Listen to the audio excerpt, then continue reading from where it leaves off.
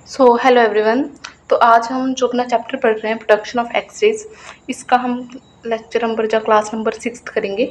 ठीक है, इसमें हम एक्सरे ट्यूब के बारे में और इसके टाइप ऑफ एनोड्स के बारे में हमने अच्छे से पढ़ लिया है। तो आज हम ग्रिड कंट्रोल्ड एक्सरे ट्यूब के बारे में अच्छे से मतलब इन डिटेल पढ़ेंगे। ठीक है, तो इससे होप सो आपने लास्ट लेक्चर जो इससे पहले जो हमने क्लासेस लिए हैं वो अच्छे से देख ली होंगी, तो आपके टॉपिक्स मतलब और ज़्यादा वो क्लियर हो गए होंगे। तो आज हम पढ़ेंगे ग्रिड कंट्रोल एक्सरे ट्यूब।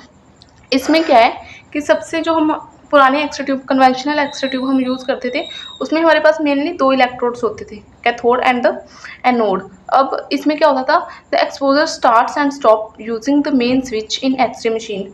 अब जो हमारा मेन स्विच है, ठीक है, एक्सरे मशीन का मेन स्विच है, उसको जब हम ऑन या ऑफ करेंगे तभी हमारा जो एक्सपोजर हम कर सकते थे। ठीक है, तो हम उसमें क्या होता था, कैथोड से इलेक्ट्रॉन्स एमिट होंगे, मतलब हमारे फिलामेंट से इलेक्ट्रॉन इमिट होकर जब एनोड पे स्ट्राइक करेंगे तो वहाँ इंटरेक्ट करके क्या बनेंगे, हमारे एक्सरे प्रोटॉन हमारे प्रोड्यूस होंगे। ठीक है, बट अब क्या होगा कि इसमें प्रॉब्लम क्या आ रही थी, जो हमारी नॉर्मल एक्सरे मशीन थी इसमें क्या हो रहा था कि the switch has to handle very high voltage.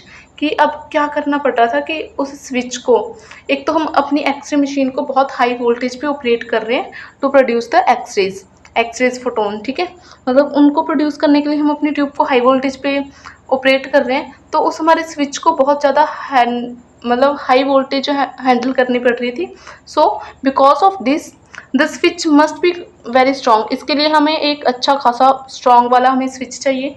तो it can't turn on and of extremely fast. इसमें क्या हो रहा था कि हम अगर तो हमने एक ही एक्सपोजर लेना है, ठीक है, कि हाँ एक एक्सपोजर कर लिया, उसके काफ़ी देर बाद हमने दूसरा एक्सपोजर करना है, तो उसमें हमारी कन्वेंशनल एक्सरे ट्यूब ठीक है कि हाँ हमने उसी का यूज़ करके एक ही बार अपनी स्विच को मतलब उसे बोला कि हाँ तुम ऑन, अगर हम एक ही बार स्विच को ऑन करेंगे तो मतलब वो ठीक रहेगा। बट अगर हम साइन फ्लोरोग्राफी, ठीक है, मतलब सॉरी ये क्या था, जीरा साइन फ्लोरोग्राफी में जैसे प्रोसीजर करेंगे, इसमें क्या होता है कि हमें कंटिन्यूसली एक्सरे एक्सपोजर चाहिए। ठीक है, क्योंकि हम उसमें वीडियोग्राफी करते हैं ना, एक नॉर्मल पिक्चर नहीं लेते, एक इमेज नहीं हमें मिलती, हमें पल्सेस में बहुत सारी इमेजेस मतलब एक वीडियो के उसमें मिल जाती हैं। ठीक है, तो उसमें हम क्या करते हैं कि वेरी फास्टली हम अपने स्विच को ऑन एंड ऑफ करते हैं। ठीक है, तो इसमें क्या होगा कि उसमें हम मतलब ऑन एंड ऑफ बार बार करने के चक्कर में हमें अपनी उसको ट्यूब एक्सरे ट्यूब को ज़्यादा वोल्टेज देनी पड़ रही है। ठीक है, उसे बंद कर रहे हैं, फिर ऑन कर रहे हैं, फिर ऑफ कर रहे हैं, फिर ऑन कर रहे हैं, तो उसमें हमारे एक्सरे ट्यूब के फॉल्ट होने के बहुत सारे चांसेस होते हैं। तो अब क्या किया हमने, ये हमने रीड कर लिया, because of this the switch must be very strong, it can turn on at off extremely fast. The problem this problem in examination like cine fluorography where many X rays pulses are needed every second. एक second में हमें बहुत सारे X-rays चाहिए, तो हम अपनी tube को इतनी जल्दी ऑन एंड ऑफ नहीं कर सकते। ठीक है, जिसमें हम एक ही स्विच को ऑन एंड ऑफ करते हैं और 2 इलेक्ट्रोड्स होते हैं हमारे cathode and anode for the production of X rays. ठीक है, तो इस प्रॉब्लम को सॉल्व करने के लिए हमने क्या किया, ग्रिड कंट्रोल्ड एक्सरे ट्यूब बनाई। ठीक है, अब इसमें क्या था कि हमने 3 इलेक्ट्रोड्स यूज़ किए। अब इसके फंक्शनिंग समझो कि it has a 3 electrodes instead of a 2। ठीक है, दे आर कौन कौन से इलेक्ट्रोड्स हैं, कैथोड जो हमारी पुराने वाले में भी था, और anode and the third one is grid. अब जो हमारा फोकसिंग कप हम यूज़ करते हैं ना, हमारे जो इसने फिलामेंट को सराउंड किया रखा है, कि जैसे मैं आपको दिखाऊं कि ये हमारी ट्यूब थी ना, ये हमारा फिलामेंट, ये हमारा क्या था, एनोड, पॉजिटिव नेगेटिव। ठीक है, और इसने ये था हमारा फोकसिंग कप। ठीक है, जिसे हम नेगेटिव पोटेंशियल प्रोवाइड करते थे ताकि ये क्या करे, जो यहाँ से इलेक्ट्रॉन्स आ रहे हैं ना, ठीक है, इसे हम फिलामेंट से थोड़ा कम नेगेटिव पोटेंशियल देते थे, जिससे ये इलेक्ट्रॉन हमारे एक स्मॉल पार्ट पे जाकर स्ट्राइक हो, मतलब ये बीम को थोड़ा वो कर देता था, नैरो कर देता था हमारी इलेक्ट्रॉन बीम। अब इलेक्ट्रॉन ऐसे सीधा नहीं जाएंगे, मतलब हमारे सीधा ऐसे फोकल ट्रैक पे नहीं लगेंगे, तो ये यहाँ से तो ज़्यादा एरिया से प्रोड्यूस हो रहे हैं, बट आगे जाकर इतने से एरिया पे ही एक्चुअल में स्ट्राइक करेंगे। ठीक है, तो इसमें क्या हुआ कि अब ये हम नॉर्मली यूज़ कर रहे थे कि फोकसिंग कप को थोड़ा स्लाइटली लेस नेगेटिव पोटेंशियल देके हम उसे ऑपरेट कर रहे थे, ठीक है। तो हमने ग्रिड कंट्रोल एक्सट्यूब में क्या किया कि इसी फोकसिंग कप का एक act like an electronic switch, एक इलेक्ट्रॉनिक स्विच की तरह हमने अपने फोकसिंग कप को यूज़ किया। So the third electrode is a focusing cup, ठीक है। नॉर्मली फोकसिंग कप क्या होता है, सराउंड करता है फिलामेंट को, ठीक है। Focus electrons into the narrow beam, ठीक है। मैंने अभी जो आपको बताया कि इलेक्ट्रॉन्स को रिपेल करके, क्योंकि अगर हम उसे नेगेटिव चार्ज देंगे, थोड़ी नेगेटिव पोटेंशियल देंगे तो हमारे इलेक्ट्रॉन्स भी नेगेटिव हैं, तो वो थोड़ा रिपेल करेंगे। क्या कर रहे थे ना, रिपेल, ठीक है। तो यहाँ सीधा हमारे एनोड के नैरो बीम, एनोड के किस पार्ट से बजेंगे, एक नैरो से पार्ट पे स्ट्राइक करेंगे, ठीक है। तो in a grid control tube it has another job. ये तो किस में थी, नॉर्मल हम एक्सरे ट्यूब में जब यूज़ कर रहे हैं, ठीक है। और ग्रिड कंट्रोल्ड एक्सरे ट्यूब में ये क्या कर रहा है, हाँ यहाँ से, तो क्लियर है ना आपको सब। तो इसमें ये क्या कर रहा है, it also control when ever electrons can leave the filament. अब हमने अपने मतलब जो हमारा ये फोकसिंग कप, ठीक है, जिसे हम क्या मान रहे हैं, द थर्ड इलेक्ट्रॉन, इसे हम इस तरह कंट्रोल करेंगे कि हम डिसाइड करेंगे कि इसमें से, ठीक है, ये हमारा था ना फोकसिंग कप, तो इसे ऑपरेट करने से हमारे इलेक्ट्रॉन्स जाकर एनोड पे स्ट्राइक कर रहे थे, ठीक है। तो हम क्या करेंगे, अब यहाँ कंट्रोल करेंगे कि हमारे जो इलेक्ट्रॉन्स है ना, ये यहाँ पहुँच ही ना सके, ठीक है। इस तरह अपने फोकसिंग कपों को ऑपरेट करेंगे कि हमारे जो इलेक्ट्रॉन्स है यहाँ नहीं आएंगे। जब यहाँ नहीं आएंगे तो कोई इंट्रैक्शन नहीं होगी, तो नो एक्सरे प्रोडक्शन, ठीक है, कोई एक्सरे प्रोडक्शन भी नहीं होगी, ठीक है। तो इसमें हमने क्या किया, तो हमने अपनी ट्यूब ऑफ करनी है ना, तो हम मेन स्विच नहीं यूज़ करते, तो हम इस फोकसिंग कप के द्वारा अपनी ट्यूब को ऑन एंड ऑफ करते हैं, ठीक है, extremely fast. So in a grid control tube focusing cup is more negative than the filament. This create an electric field. That electric field control the movement of the electrons. अब ये क्या कर रहा है कि हमारे इलेक्ट्रॉन की movement को रोक रहा है, मतलब इसे कंट्रोल करेगा मेनली। जैसे ये रोक देगा तो हमारे एक्सरे प्रोड्यूस नहीं होंगे। सो इसमें क्या हुआ कि व्हेन द केस 1 में क्या है, द स्मॉल नेगेटिव वोल्टेज, कि हम अपने उसे फोकसिंग कप को एक नॉर्मल स्लाइटली कम, मतलब फिलामेंट से कम हम इलेक्ट्रॉन वोल्टेज, मतलब नेगेटिव वोल्टेज देते हैं। If cup is only slightly negative, electrons can escape from the filament, they reach the anode, X rays are produced. अगर हम नॉर्मली कम वोल्टेज रख रहे हैं अपने फोकसिंग कप को, तो वो नॉर्मली क्या हो रहा है, सिर्फ इलेक्ट्रॉन बीम को वो थोड़ा थोड़ा क्या नैरो करता जाएगा, और हमारी इलेक्ट्रॉन बीम है जो एनोड पे जाकर इंटरेक्ट करेगी और एक्सरेज आर प्रोड्यूस्ड।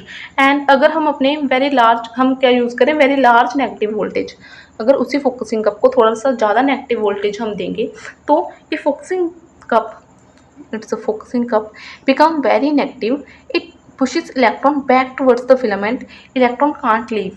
तो ये क्या करेगा, जैसे हम यहाँ समझ रहे थे कि जैसे मैंने कि बताया कि ये इलेक्ट्रॉन को अगर इसके बाद ज़्यादा नेगेटिव है ना, तो ये इतने मतलब ज़्यादा रिपेल करेगा कि ये यहाँ तक तो पहुँच ही नहीं पाएंगे, ठीक है, कि मतलब यहीं ख़त्म हो जाएंगे। ये इसे इतना रिपेल करेगा कि ये यहाँ तक पहुँच ही नहीं पाएंगे।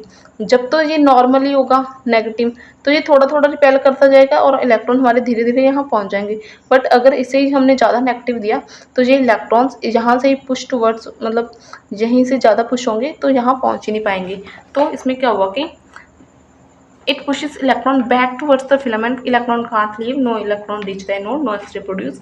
अब जब हमारे इलेक्ट्रॉन एनोड की तरफ पहुंच ही नहीं पाए, तो इसे हम बोलते हैं pinch of.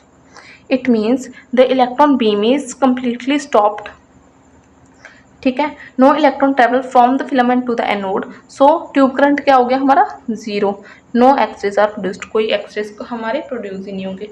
So instead of using large mechanical switch, ठीक है, अपने एक्सरे ट्यूब को ऑफ करने के लिए हमने एक बहुत बड़ी स्विच नहीं यूज़ किया, ठीक है, हमने ट्यूब को ही यूज़ कर लिया to control the electron flow. अगर इलेक्ट्रॉन ही नहीं फ्लो करेंगे तो उसमें कोई करंट नहीं प्रोड्यूस होगा, ठीक है, करंट नहीं प्रोड्यूस होगा, इलेक्ट्रॉन जाकर एनोड पे नहीं स्ट्राइक करेंगे, तो उसमें कुछ भी है जो मतलब एक्सरे प्रोडक्शन ही नहीं होगी, ठीक है। So changing the voltage on the filament, sorry on the focusing cup can turn on and off the x-rays, ठीक है। तो दिस हैपन एक्सट्रीमली क्विकली, ही बहुत फास्टली होता है, ठीक है। यहाँ तक क्लियर हो गया सबका। देन उसके बाद हमने, हाँ इसी में पढ़ना है,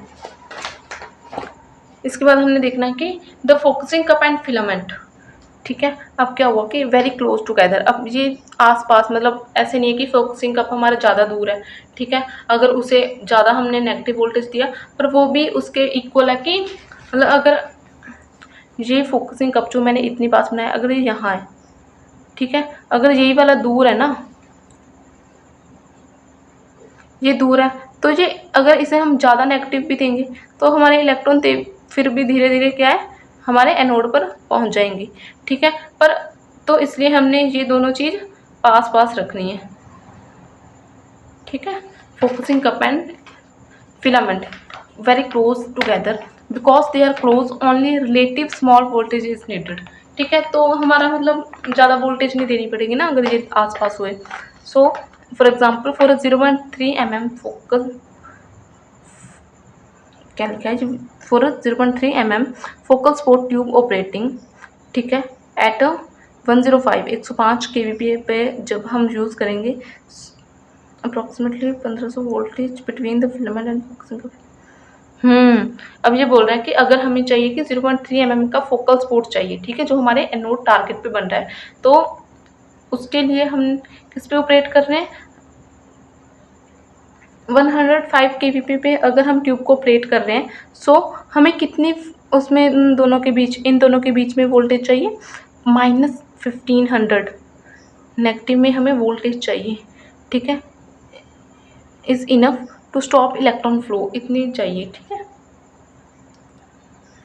so grid control tube used when very fast switching is needed, ठीक है, लाइक साइन फ्लोरोग्राफी या पल्स फ्लोरोस्कोपी और हाई स्पीड इमेजिंग, जिसमें हम जल्दी जल्दी एक्सपोजर लेते हैं, ठीक है। They can produce many shorts x-ray pulses every second, की हर सेकेंड में छोटे छोटे एक्सरे पल्सेस ये प्रोड्यूस करती हैं।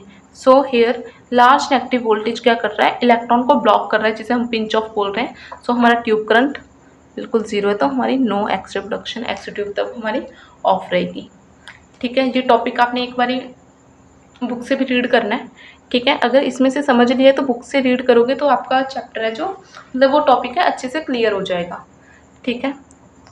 देन उसके बाद हमारा जो नेक्स्ट टॉपिक है वो है सैचुरेशन वोल्टेज, ठीक है। इसमें हमने क्या देखना है, इसमें देखो कि when the filament is heated, सबको पता है कि हमारा फिलामेंट हीट होता है, इट लीज द इलेक्ट्रॉन्स, ठीक है। These electrons form a cloud around the filament, ठीक है, कॉल्ड स्पेस चार्ज। ये हम बना रहे हैं ना फिलामेंट, ठीक है, इसे हम हीट करते हैं by the thermionic emission,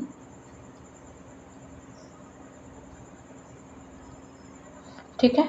it emit the electron, ठीक है, ये यहाँ से इलेक्ट्रॉन प्रोड्यूस किए, एमिट किए सिर्फ, ठीक है, अपनी सरफेस से। अब ये इलेक्ट्रॉन यहाँ अगल बगल में एक क्लाउड बना लेंगे, ठीक है, जिसे हम बोलते हैं स्पेस चार्ज, ठीक है। तो व्हेन केवीपी हमारे जो वोल्टेज है इज अप्लाइड, अब जब हमने इस अकेले फिलामेंट को हीट करके इलेक्ट्रॉन्स प्रोड्यूस कर दिए, ठीक है, उस पर हमारा नंबर ऑफ इलेक्ट्रॉन्स कंट्रोल रहते हैं। देन उसके बाद हमने अपनी वोल्टेज अप्लाई की, ठीक है, इसे हम एम ए बोलते हैं करंट, ठीक है। पर हम फिलामेंट को एम्पियर में करंट देते हैं, जो कि हमारा 3 से 5 एम्पियर, और वोल्टेज कितनी देते हैं, 10 से 12 वोल्ट फिलामेंट को हीट करने के लिए, ठीक है। अब जो इस इन दोनों चीज़ों का ऑपरेट करके एम्पियर एंड वोल्टेज का, जो हमने इलेक्ट्रॉन्स इमिट करवाए अपने इससे फिलामेंट से, ठीक है, और इन्होंने बना लिया स्पेस चार्ज।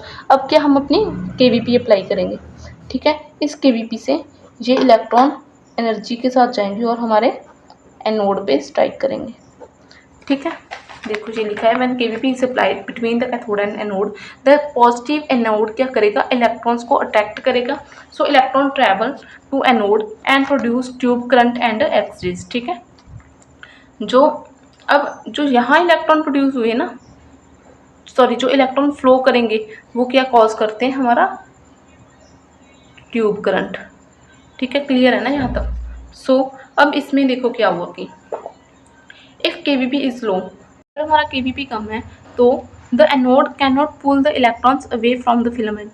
ठीक है, तो मतलब ये इलेक्ट्रॉन प्रोड्यूस हुए हैं हमारे, ठीक है, यहाँ पे जो इलेक्ट्रॉन प्रोड्यूस हो रहे हैं, अगर हमारा केवीपी इतना ज़्यादा कम है कि हमारे इलेक्ट्रॉन्स, एनोड हमारे इलेक्ट्रॉन को मतलब अट्रैक्ट कर ही नहीं पा रहा, तो क्या होगा, the some electrons remain around the filament. ठीक है, तो क्या अगर ये इलेक्ट्रॉन हमारे यहाँ प्रोड्यूस हो रहे थे, यहाँ जाएंगे ही नहीं, तो यहीं रह जाएंगे अपने फिलामेंट के आसपास, और यहाँ क्या क्रिएट करेंगे, the remaining electron cloud is called residual space charge. ठीक है, तो अब ये क्या होगा कि जैसे हमने पढ़ा था ना स्पेस चार्ज इफेक्ट, बस वही कॉज करेंगे।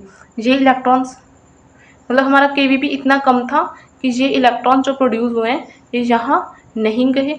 ठीक है, और यहीं इन्होंने एक क्लाउड बना लिया। अब इससे हम अपने फिलामेंट को जब हीट करेंगे तो ये नए इलेक्ट्रॉन बाहर नहीं आने देगा।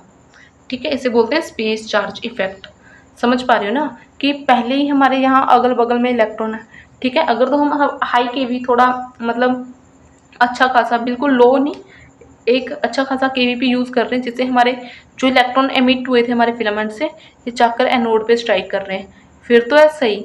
ठीक है, अगर ये इलेक्ट्रॉन यहाँ आ ही नहीं रहे, ठीक है, हमारे एनोड तक पहुँचे ही नहीं, तो ये इलेक्ट्रॉन यहीं रह जाएंगे और ये क्या यहाँ क्या क्रिएट करेंगे, रेजिड्यूल स्पेस चार्ज। ठीक है, जो बचा खासा हमारा स्पेस चार्ज है यहीं रहेगा रिमेनिंग इलेक्ट्रॉन क्लाउड को।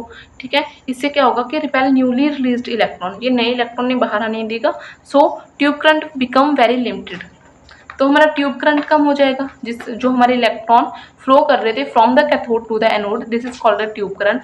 तो अगर हमारे वो इलेक्ट्रॉन्स फ्लो ही नहीं कर पाएंगे, ठीक है, तो ट्यूब करंट कम हो जाएगा, लिमिटेड हो जाएगा। So it creates effect which is known as space charge effect. ठीक है, अगर when we use a low KVP and if we use a high KVP, like when KVP is increased, as the KVP increase, the anode attract electrons more strongly, more electron reach the anode। ठीक है, सो tube current हमारा बढ़ता जाएगा, बढ़ रहा है।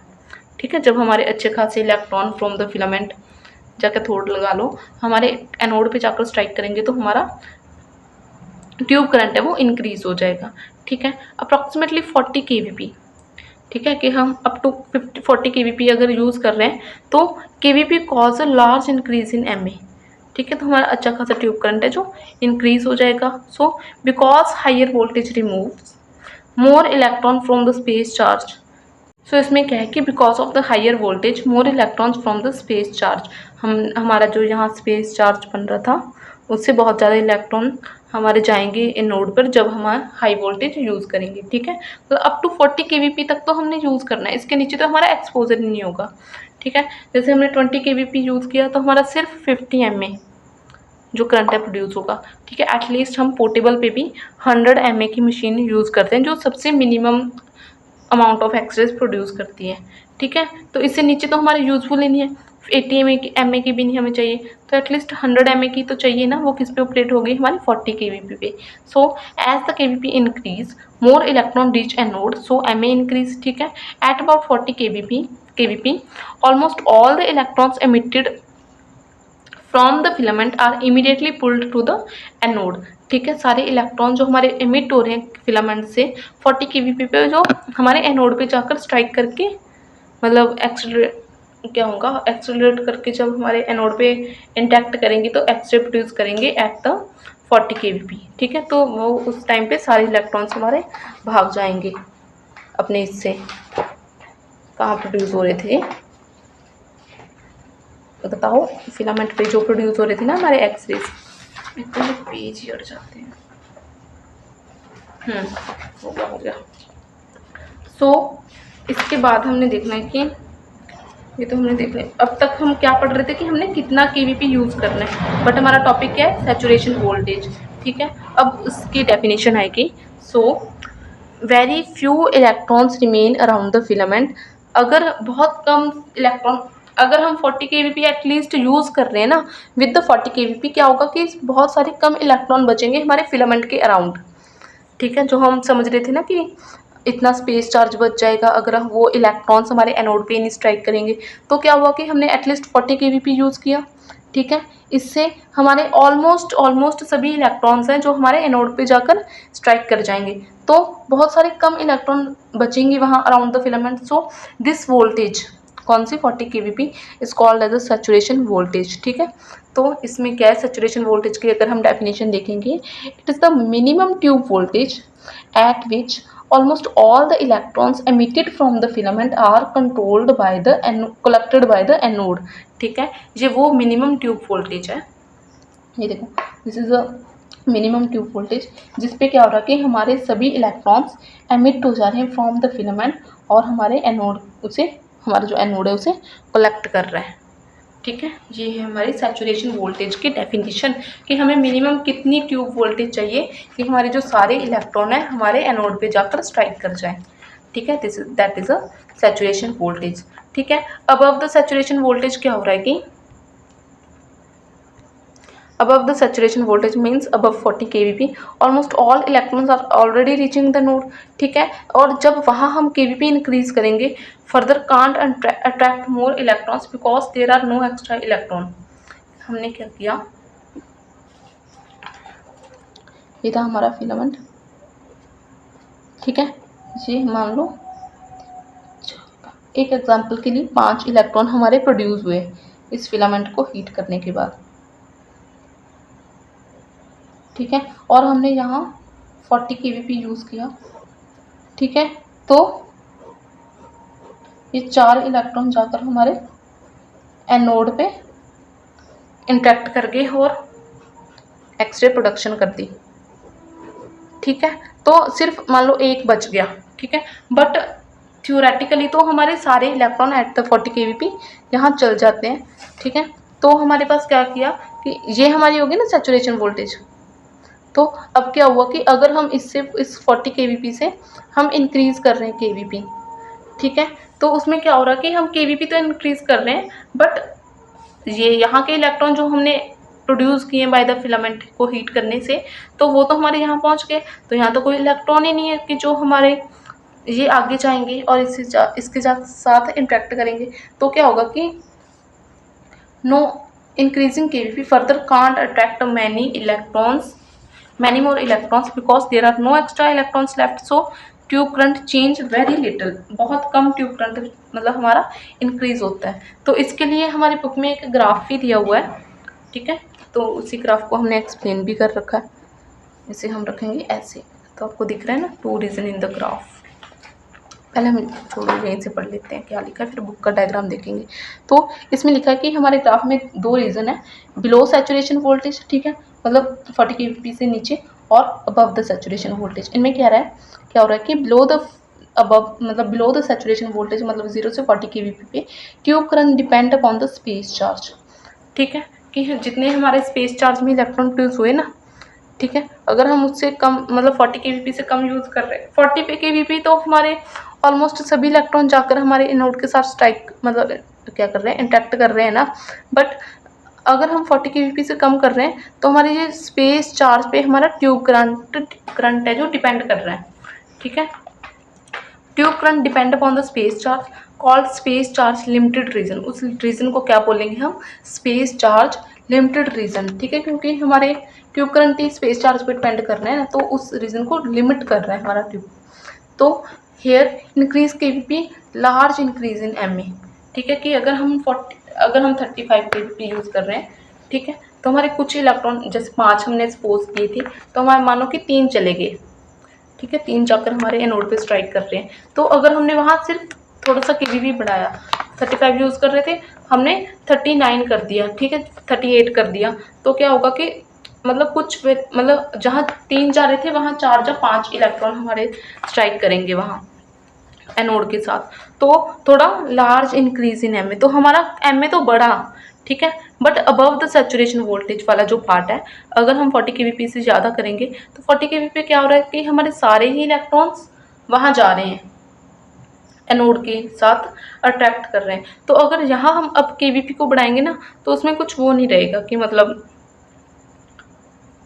मतलब कुछ इंक्रीज नहीं होगा, जैसे वहाँ हमारा ट्यूब करंट बढ़ा था ना, बट यहाँ नहीं बढ़ेगा क्योंकि हमारे पास इलेक्ट्रॉन ही नहीं है फिलामेंट के पास वहाँ जाने के लिए, तो क्या ही करेगा वो। तो above the 40 kVp space charge no longer control the current tube current, so now current depend only on the number of electrons produced by the heated filament. तो उसके लिए क्या करना पड़ेगा, हम अपने फिलामेंट को दोबारा हीट करेंगे ताकि नंबर ऑफ इलेक्ट्रॉन हमारे इंक्रीज हो। ठीक है, सो इस वाले रीजन को हम बोलेंगे एमिशन लिमिटेड रीजन या temperature limited region. Temperature limited region इसलिए बोलेंगे क्योंकि हमारा जो फिलामेंट से हमारे इलेक्ट्रॉन प्रोड्यूस हो रहे हैं वो किस पे डिपेंड कर रहे हैं, फिलामेंट के टेम्परेचर पे। Called temperature limited because number of electrons depend upon the filament temperature, more heat more electrons higher M ए।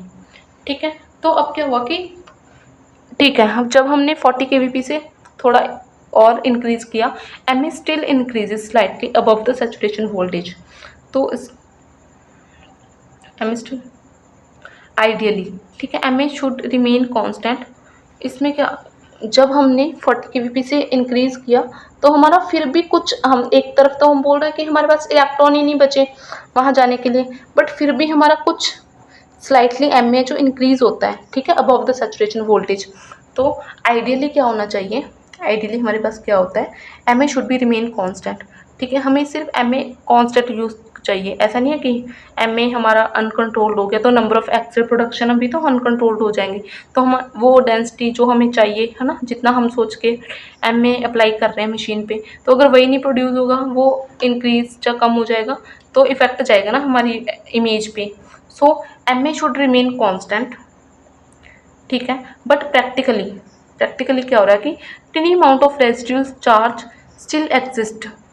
जहाँ मैंने 5 इलेक्ट्रॉन बनाए थे ना, तो हमारे 4 ही गए, ठीक है, बट एक बच गया ना, ये वही वाला है प्रैक्टिकली वाला कि कुछ इलेक्ट्रॉन तो हमारे बच ही जाएंगे थोड़े से। ऐसे नहीं होगा कि हाँ हमने 100% पढ़ाया और आपको जैसे 100% ही समझ आया हो। ठीक है, तो ऐसे नहीं होता, मतलब कुछ कमी तो रह ही जाती है। So M A should remain constant, अपने टॉपिक पे आते हैं, but practically tiny amount of residual charge is still exist, so therefore increase kVp cause small increase in M A. हमने थोड़ा सा केवी पर बढ़ाया तो हमारा कुछ थोड़ा सा नॉर्मली एम ए तो बढ़ गया, जो कि हमें चाहिए ही नहीं, अनडिज़ायरेबल है।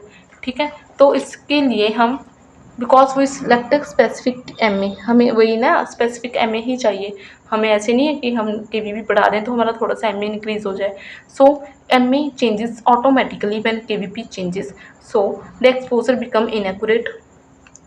तो इसके लिए क्या हुआ कि जो हमारी मॉडर्न एक्सरे मशीन्स हैं, तो ये ऐसे पीछे थोड़ी रह जाएंगी कि हमारा एम ए बढ़ रहा है तो हम कुछ करें ही ना। सो ऑटोमेटिकली इसे करेक्ट करेंगी by the use of resistors.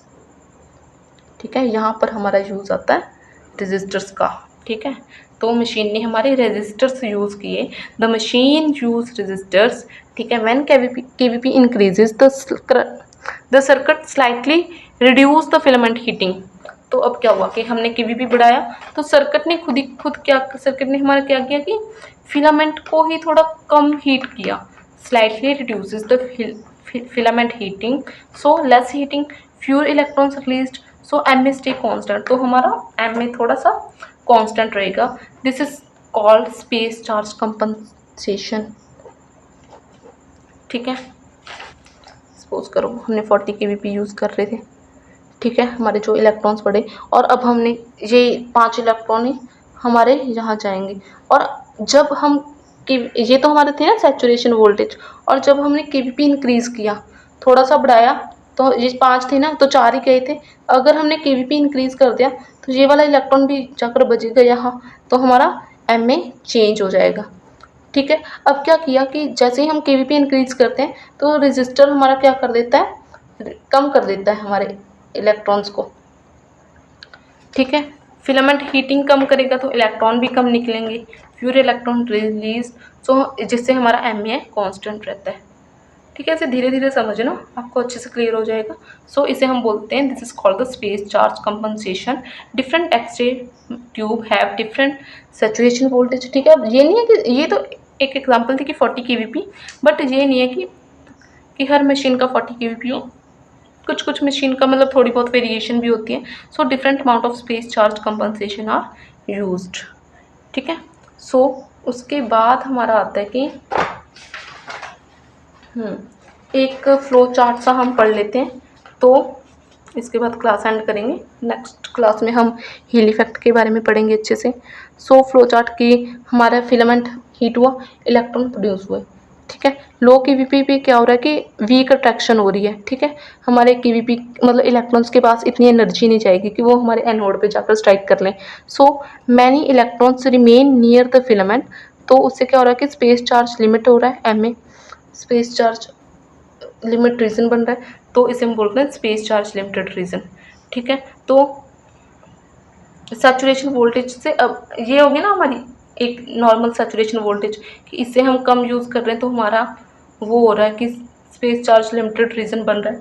तो अबव द सैचुरेशन वोल्टेज, जैसे कि एग्जांपल हम देख रहे थे 40 केवीपी से इन मतलब ज़्यादा यूज़ करेंगे, almost all the electron reach the anode, ठीक है। Space charge of most almost disappear, मतलब स्पेस चार्ज तो हमारा रहेगा ही नहीं जब सारे इलेक्ट्रॉन जाकर एनोड पे स्ट्राइक कर गए। So the above the saturation voltage more KVP almost no change in M A grant depend only on filament temperature, इसे हम बोलते हैं एमिशन लिमिटेड रीजन। जैसे कि मैं आपको ग्राफ में दिखा दूँ, हाँ, अगर ये सैचुरेशन वोल्टेज से कम वाला रीजन है तो ये होगा हमारा स्पेस चार्ज रीजन, ठीक है। जब स्पेस चार्ज लिमिटेड वाला रीजन, ठीक है, ये थी हमारी सैचुरेशन वोल्टेज। अगर जैसे जैसे हम केवीपी इंक्रीज करेंगे बाय द सैचुरेशन वोल्टेज, इसे हम बोलते हैं टेम्परेचर लिमिटेड रीजन। और ऑटोमेटिक फिलामेंट एडजस्टमेंट भी होती है इसमें, कि वो हमारे करंट को एम ए को रिड्यूस कर देता है, जिससे मतलब जिसमें हम रेजिस्टर यूज़ कर रहे हैं ना वही वाले पार्ट में, तो इधर वाले को हम बोलेंगे एमिशन लिमिटेड रीजन, ठीक है। तो आज की क्लास हम यहीं एंड करते हैं। तो अगर कंटेंट अच्छा लग रहा है तो please like share and subscribe my channel.